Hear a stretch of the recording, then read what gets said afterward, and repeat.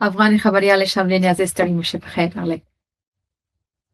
ډیره مننه سلامونه تاسو مسکا جانې او ستاسو ټول لیدونکو ته. ډیره مننه. پنځه کاله مخکې کله چې کابل طالبان یې ونیوه، زه غواړم چې دا کیسه وکړې چې ته هغه وخت چېرته وې؟ زما په یاد دي چې ولایتونه یو بل پسې سقوط کېدله او هغې نه وروسته چې د ننګرهار نوبت راغی سهار وختي د هغې ځای والي یو ټویټ کړی و چې موږ ولایت دوی ته وسپاره. هغه وخت ما ته دا حس و چې که چېرته ننګرهار سقوط کېږي نو د ننګرهار سقوط به ولي، خو بیا هم داسې باور نه کېده ځکه له دې نه مخکې 2 ورځې پاتې یا 3 ورځې پاتې وې د ازادي ورځې ته موږ د هغې لپاره پروګرامونه ثبت کړي وو،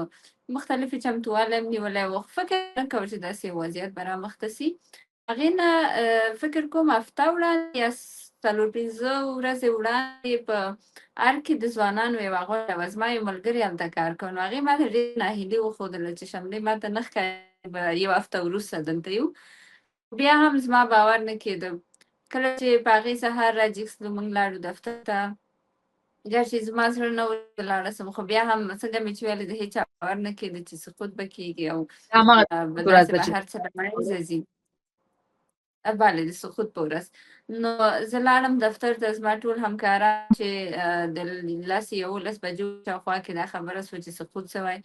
بېرته زموږ راتګ هغه سختي زما نه هېرېږي، هغه وضعیت چې زموږ د همکارانو و، هغه یو وضعیت چې ته هېڅکله نه کوې او ته ورسره مخ سې، ځکه زما په ذهن کې دا و چې بالاخره دا دومره خواري چې موږ کړې یا دومره پرمختګونه چې زموږ په ټولنه کې سوي دي دا هر څه به له منځه ځي او دا هغه و چې نن موږ تاسو شاهدان یو. ډېره ستونزمنه ورځ وه، بېرته زما راتګ دفتر ته په لاره کې دا هر څه لیدل، د خلکو دا وارخطایي، دا داسې یو وضعیت چې له کومې ورځې چې زه پیدا شوم په کابل کې راغټه سوم، ما هېڅکله داسې فکر نه کول چې موږ به داسې ورځې سره مخ کېږو. بیا وروسته له دې چې مثلا 15 د اګست چې کله طالبان کابل ته راغلل او کابل یې ونیوه، څو ورځې وروسته بیا دفتر ته ولاړلې؟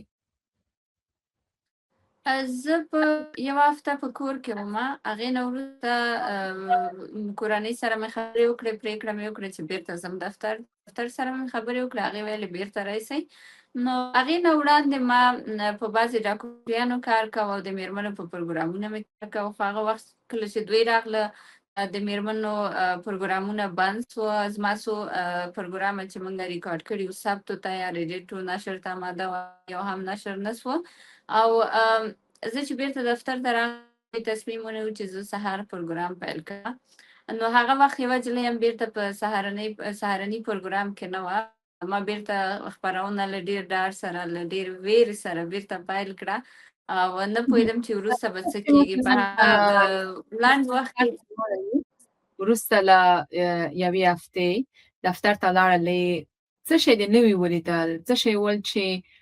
له پخوا یې تغییر کړی و؟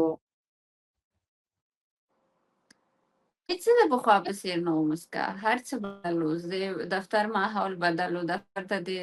مېلمنو تګ راتګ بدل و، زموږ حتی داخل په دفتر کې مو ډېر پام و ځان ته، په هر کې بدلون راغلی و، په رفتار کې، په خبرو کې، په پروګرامونو کې، مکمل دا ماحول چې و دا د پخوا په څېر نه و، د ټولو په دغه مخ هغه خوښي نه وه، هغه اړتیا نه وه چې هره ورځ به ټول کار ته راتلم، ځکه موږ نه پوهېدو چې دې وروسته نه به څه کېږي او هغې نه وروسته چې په هوایي ډګر کې کوم وضعیت روان و، هره ورځ مو هغه تعقیبوم، هغې ته پوهېدو څومره هېوادوال هغوی کې ژوند له لاسه ورکړ، څومره بد وضعیت هلته رامنځته شو. دغه هر څه لیدل ډېر سخته وه د هر یو افغان لپاره، زما په شمول. نو پوښتنه ستا دا وه چې څه بدل و؟ هېڅ هم د پخوا په څېر نه و، څنګه چې نه دي. کله چې لاړلې دفتر ته شملې، ستا مخکې یادونه وکړه پروګرامونه دې و، د ښځو په هکله دې پروګرامونه جوړول. څومره وخت یعنې همغه ورځ درته وویل سول چې باید ځینې پروګرامونه دې خپاره نه سي یا ځینې محدودیتونه په تا وضع سول که وخت یې ونیوه؟ نه هغه دفعتاً دغه موضوعات وه چې کله چې طالبان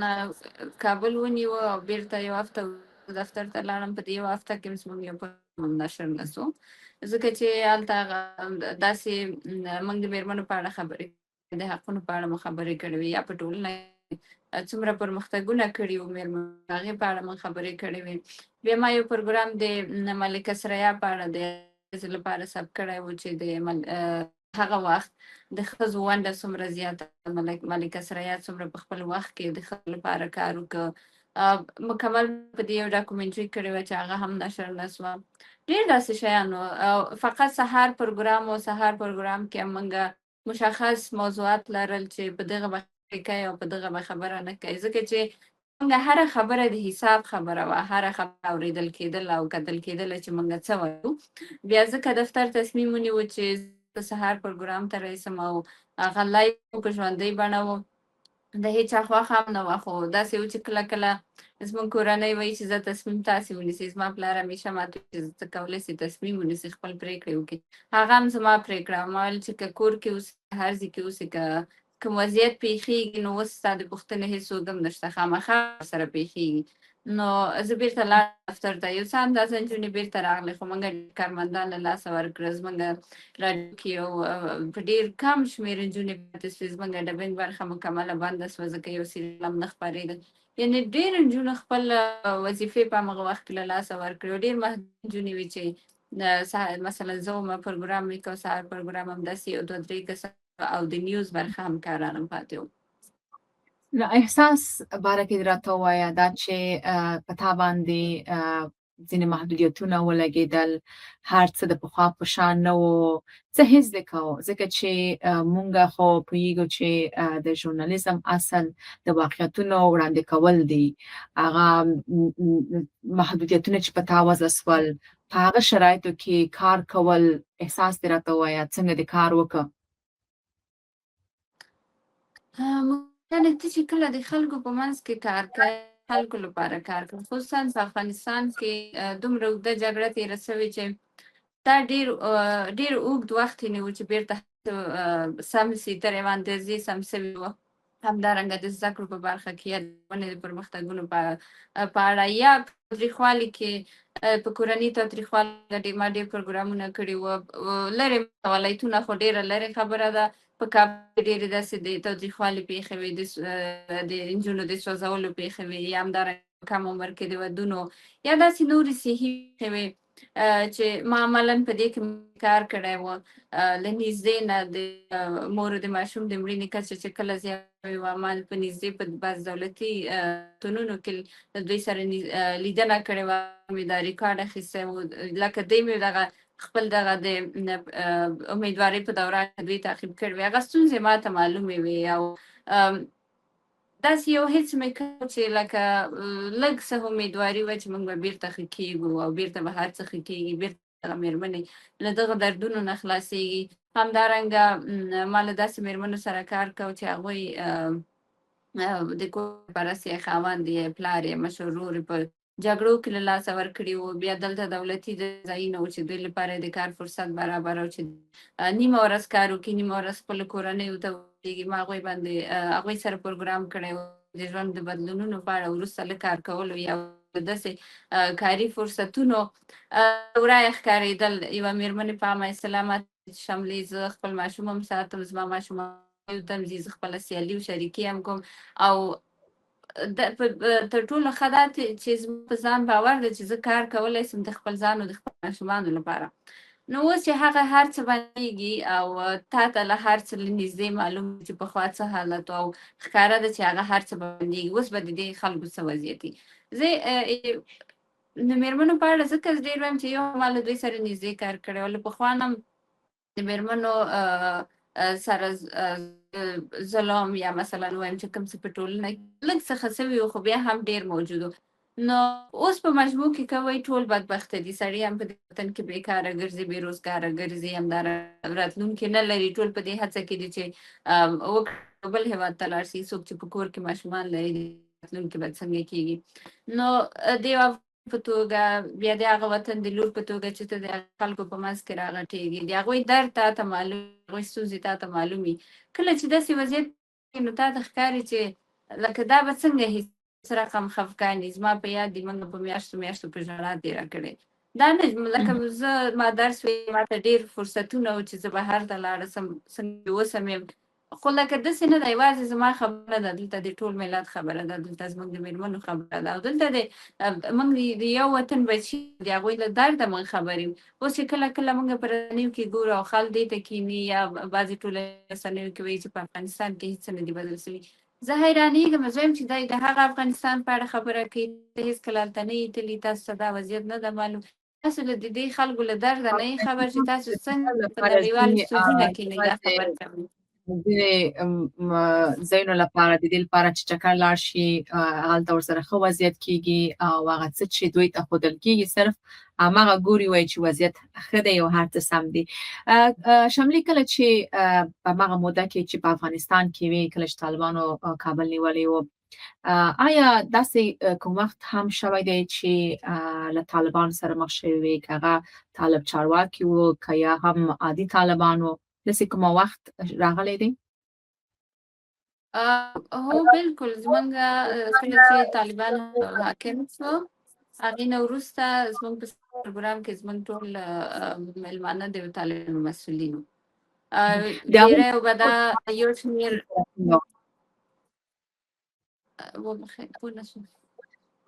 برخورد دی د هغې چلند تاسو سره یا د نورو ښځو پر وړاندې څنګه و په شروع کې څنګه چې دوی غوښتل لږ څه ځان ښه وښیي چې دوی بدل سوي فرق که بعضې اشخاص یې و چې لکه هېڅ یې نه ویلې راتله پوښتنې ځواب یې ویلی او ډېری یې داسې و چې زه هېڅکله نه مخاطب کولم او زما پروډیوسر نه یې غوښتنه کوله چې ځکه موږ دوه همکاران په پروګرام کې یو هلک او یو زه ومه نو هغوی غوښتنه دا وه چې که د هلک سره موږ مرکه وکړو ښه به موږ نه غواړو له نجلۍ سره کښېنو په یو سټوډیو کې ډېر وخت داسې هم سوي چې ما سټوډیو پرېښې ځکه بله لاره نه وه دوی مرکه کړې ده او بعضې داسې و چې هغوی دا غوښتنه نه کوله چې زه په سټوډیو کې اوسم یا نه اوسم بلکې هېڅکله نه مخاطب کولم ما سره یې پوښتنې ځواب نه ده کړی ما سره یې زما پوښتنه نه ده ځواب کړې فقط چې یو کس راځي زما سړی همکار چې ول هغه سره یې خبره وه له هغه سره یې همغه پوښتنه او ځواب و هغې نه وروسته خدای پاماني او نو زمونږ پروګرام داسې تو بیا داسې کې دا ما ته ډېر ښه هېڅ نه راکو ما ته دا ښه هېڅ نه راکو بیا ما له پروډیوسر سره په دې اړه خبرې وکړې ما ورته ویل چې د هر وارې مېلمه ته زه دا به ورته وایي چې زمونږ په پروګرام کې نجلۍ هم سکته کښېني نو صحیح ده او که نه بیا هغه ویلې چې صحیح ده زه به دا خبره وکړم که جمهوریت وخت داسې شوي وه زمونږ یو دوه مېلمانه وو هغوی نه غوښتل د نجلۍ سره کښېني بیا ما پروګرام ورته پرېښی و خو هغه داسې و چې څنګه مې چې وویلې ته یو ځای کې و او یو کس راځي ستا مېلمه ده وایي چې زه دې کس سره خبرې نه کوم ستا هېڅ بسې اوس که ته اوس هم خبریاله یې تا ته به دا موضوع ښکاري چې دا څومره هېڅ چې لکه په ما کې څه غلطي ده چې دوی نه غواړي له ما سره دوه خبرې وکړي یا ما مخاطبه کړي د خپلو ځوابونو لپاره نو بیا هغې نه وروسته زما پروډیوسر ویل چې اوس موږ دا اوپشن نه لرو چې ورته وایي چې لکه که نجلۍ سره کښېنې یا نجلۍ سره په پروګرام کې کښېنې ته کولی سې راځي یا نه اوس داسې موضوع ده چې هر څه د دوی په لاس کې دي هر څه چې دوی وي موږ به هماغه کوو اوس چې 15 کاله تیر شول دا چې طالبان په افغانستان واکمن دي اوس څه فکر کوئ چې یوه ښځینه خبریاله کولی شي بدون له سانسوره یا محدودیته خپرونه مخته یوسي یا هم له مېلمنو نه څنګه چې خوښه وي هغسې پوښتنې مطرح کړي هېڅکله نه هېڅکله دا امکان نه لري ما چې کله کابل پرېښود وروسته دا چې هره ورځ محدودیت وضع کېده هره ورځ محدودیت کېده هغه وخت هم چې زه وم هغه دا محدودیتونه وو یو حده وو هغې نه وروسته چې کله زیاتېدل زما دومره مات شوی په دې اړه چې لکه دا دومره غټه خبره نه ده څومره چې دا ظلم په دې وطن کې همیشه چې یو ظلم شروع کېږي همیشه چې یو څه په دې وطن کې شروع کېږي پیل د مېرمنو کېږي اوس چې طالبان راغلي یوازینی تغییر د مېرمنو ده یوازینی فرمان د مېرمنو په اړه ده یوازینی خبره دا ده چې مېرمنه به دا کوي او دا نه کوي اولویتونه دې هېر دي چې دې وطن کې روان دي د دې خلکو په حالت باندې څه روان دي او موږ له پخوا نه هر څه سم و دوی ضرورت نه لري چې راشي او موږ ته هر څه ځکه موږ زده کړې کړي ما درس ویلی، ما په هغه وطن کې ځای ویلی، ما پوهنتون ویلی، زه په هر څه پوهېږم چې زما دین څه ده یا زما ټولنیز ژوند څه ده، زه څنګه رفتار وکړم. له کورنۍ له هر څه نه ورهاخوا دا بعضې مسایل چې شخصي سړی د خپل عفت یا د خپل وقار لپاره په ټولنه کې کوي یا نه کوي. نو ښکاره خبره ده چې یو کس په خپله خوښه هلته اوس نه خبره کوی شي، چې یو خبریال په خپله خوښه موضوع نشي ټاکلی، هېڅوک د ټولنې د ستونزې په اړه خبره نشي کوی، او د مېرمنې په اړه خبره یا دوی د زده کړو په اړه خبره، دا خو بیخي جرم ده. ما سره تل دا پوښتنه بې ځوابه پاتې ده چې ولې مېرمنې ولې هر څه کې مېرمنو باندې ظلم دی، مېرمنې باید له هر څه نه محرومې وي، ولې مېرمنې؟ ته څه فکر کوې؟ مسکا دا اوس په ټوله کې ثابتېږي چې مېرمنې څومره پیاوړې دي، د مېرمنو په شتون کې یوه ټولنه څومره پرمختګ کوي، څومره بدلون کوي. زه کله کله خپلو ملګرو سره په ټوکه دا وایم چې تاسې لکه هغه ښځو باندې دا خبر هسې تحمیل کړي چې سړي تکړه ښځې نه دي یا سړي ډېر توانایي لري. شملې دغه محدودیتونو په هکله وغږېږه، دا چې داخل د افغانستان کې دا 15 کاله چې تېر شول خلک حس کوي، خو هغه خلک چې له افغانستانه بهر په نورو هیوادونو کې دي شاید هغوی محسوس نه کړي. مسکا خبره خو دا ده چې څوک په هغه وطن کې اوسېدلي که د دنیا ته لاړ شي او واقعا د خپل هېوادوالو له درده خبرې ته به ښکاري چې په یو وطن کې اوس څه روان دي، که ته واوسېږي یا ونه اوسېږي. 15 کاله شو زه په هغې وطن کې نه یم، خو ما ته ښکاري چې څه وضعیت ده. زه پوښتنه کوم کوم محدودیتونه چې اوسه دي، کوم وضعیت چې روان ده، له دې وړه ښکاري چې د دې وطن د خلکو به څه حال وي. او بعضې کسان چې دعوا کوي چې د 5 ورځو لپاره ځي چې په وطن کې سوله ده او هر څه جوړ دي، ټولې خبره ډېره کېږي. ډېره مننه چې دا پوښتنه دې وکړه چې دا خلکو ته اوس به جګړه څوک کوي او جګړه له چا سره کوي. هغه وخت جګړه د قدرت لپاره وه، هغه وخت جګړه دغه عام خلک وژل، هغه عامو خلکو نه استفاده وکړه، بالاخره دوی قدرت ته ورسېدل. نن چې دوی دلته دي نو دا جګړه به څوک کوي؟ جګړه خو عامو خلکو نه کوله، ښکاره ده سوله به وي. او د دې نه ورهاخوا که څه وایي چې دوی راغلي او سوله ده، بیا دا کوڅه په کوڅه دا مرګونه څه دي، کوڅه په کوڅه دا د خلکو ترور کېدل څه دي، بیا دا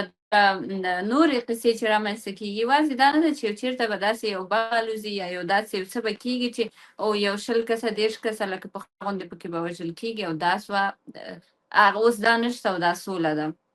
د سولې په معنا نه پوهېږم، د هر چا لپاره به دا تعریف بدل وي، خو زما لپاره تر څو چې انسان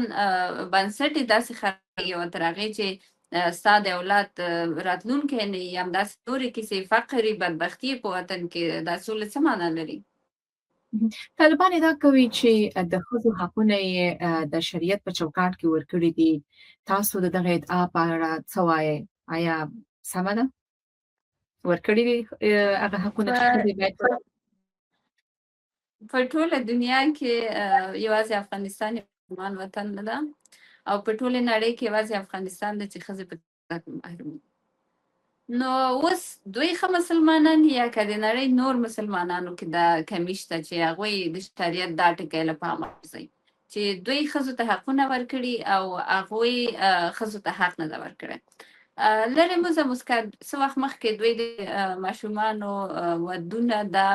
قانوني کړل.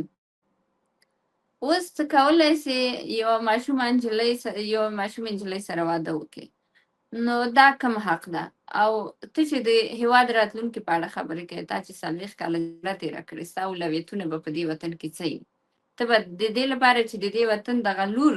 دا پرېږدې چې د دې وطن لپاره څه وکړې، او که ته په ماشومتوب کې ته ډېر دې ته لیوالتیا دې دې ته ډېره ده چې د نجلۍ کور آباد کړې او د بل کور ته یې ولېږې، او بل کور ته لېږل د یوې نجلۍ دا کوم مسؤلیتونه لري؟ د دې اولاد راوړل. مجموع کې دوی داسې یوه خبره کوي چې دوی په هر شکل سوي، هغه د واده په شکل وي، که هغه نور داسې مسایل په یو طریقه غواړي چې د دغه وطن راتلونکي دا اوس چې کوم نجونې دي یا په راتلونکي کې چې دوی راغلي د دې وطن لپاره په یو شکل له دې ټولنې څخه محوه کړي، له ټولنې څخه لرې کړي، د دوی سهم لرې کړي. کله چې یو ماشومه واده کېږي او په افغانستان غوندې وطن کې چې د ټول کور مسؤلیت ورسپاري، نورې قصې دي، څومره ظلمونه دي، د دوی دفتن توقع هم دا ده چې نجلۍ دې د څو ماشومانو مور هم سي. نو هغه سبا په راتلونکي کې هغې ونډه پر دې ټولنه کې څه ده، د هغې شتون په دې ټولنه کې څه ده. یو بې سواده مور ده، هغه د دې په ارزښت نه پوهېږي چې د دې اولاد یا د دغه هر اولاد چې ته ټولنې ته وړاندې کوې دا یو مسؤلیت ده. دا یو برخه ده د دې ټولنې چې د دې لپاره هره مور هره کورنۍ کارونه کې دا ټولنه به څنګه ښه کېږي، څنګه به رامنځته کېږي. دغه ټکی هېڅکله دا یوه خبره ده یا یو جمله ده چې دوی کوي او دا هر افغان ته معلومه ده، هر باسواده کس، اکثریت افغانان زه به ووایم چې په دې پوهېږي چې په شریعت کې څه دي او اوس چې دوی کوم د ښځو سره کوم ظلم کوي داسې دي. مننه. وروستۍ پوښتنه دا چې د دې هیله لرئ چې یو ورځ به افغانستان ته بیرته ګرځئ او د پخوا په شان له هغې نه یا له هغې نه ښه د وطن لپاره خدمت وکړي په خپل وطن کې؟ ولې نه موسکا، دا خو زما هیله، دا خو زما خپل وطن ده، دا زما وطن ده، دا زمونږ وطن ده، دا د دوی نه ده. دوی پردي دي، موږ د دې وطن یو. دا چې اوس شرایط دلته راغلي داسې چې دوی په دې وطن کې دي او موږ له دې وطن نه بهر یو. ما څو ورځې وړاندې خپل دویمه ډیګري زده کړې دلته تکمیل کړې. دا د دې لپاره نه چې زما نیت دا نه ده چې زه دلته دا زده کړه ما کړه زه به دا دلته مصرفوم یا به زه دلته کار کوم. زما هیله دا ده چې بلکې هیله نه ده، دا به واقعیت وي. زه غواړم بیرته یو ورځ وطن ته لاړه سم، د هغې خلکو لپاره خدمت وکړم. ما چې فرصت لرزلی و هېواده بهر ما زده کړې وکړې، همداسې زما نوره کاري تجربه سوه. ما په ټولنه کې خلکو لیدل، نور څه انسان زده کوي له سفر کولو نه، د خلکو په لیدنه یا په کار کولو باندې. زه به هغه څه خپل وطن ته کوم او څنګه مې چې وویلې دا به نه وي چې زه به یو ورځ غواړم بیرته به وطن ته ځم. زه به خامخا ځم ځکه دا زما وطن ده. ډیره مننه. تاسو ته د فراغت هم مبارک وي. مننه افغاني خبریالې شملې نیازي دا چې راسره په مرکه کې وي. ډیره مننه موسکا جان.